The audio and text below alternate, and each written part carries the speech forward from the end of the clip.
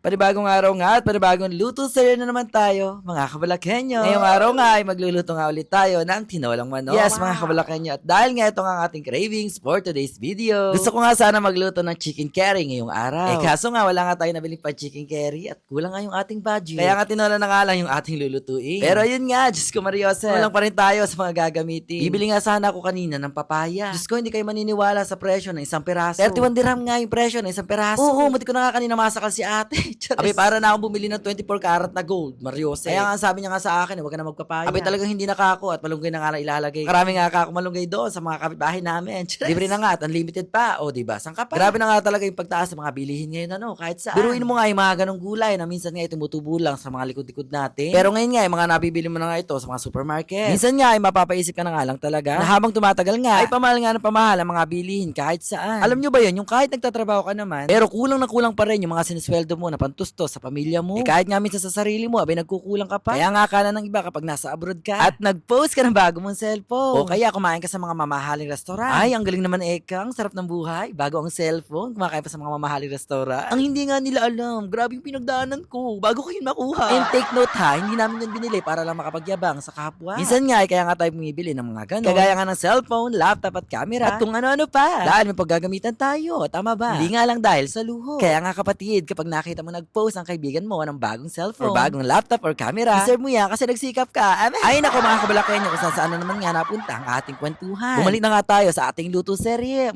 Diyos ka Mariose. May binili nga pala ako ng ubas, mga kabalakenyo. 3 dirham nga lang to, mga kabalakenyo. Kaya nga bumili na ang inyong lingkod. Kumain nga rin tayo minsan ng mga prutas at maganda nga rin to sa ating kalusugan. Dati nga hindi nga rin ako mahilig magkakain ng mga ganito, pero nga ngayon ay bet na bet ko na. Alam mo na nga rin yung manok natin. At nilagyan ko na nga rin ng isang katutak na sabaw. Nilagyan ko na nga rin ng magic sarap, konting asukal at paminta. Dahil nga kulang yung ating ingredients, kaya nga okay na yan. Di naman yan tatanggi, basta gutom ka. Siyempre, tikim ang portion na kung pasado ang ating niluto. And he said yes, perfect! At eto na nga magbibigay kulay sa ating tinola, ang malunggay ni kapitbahay, na lagi nating sinasalakay. Alam niyo na, kapag malunggay, sagot ni kapitbahay. Ano nga, nakaluto na nga ang inyong lingkod. At hanggang dito na nga lang tayo sa ating luto serye, mga kabalakenyo. Maraming salamat sa inyong panonood. See you to my next vlog!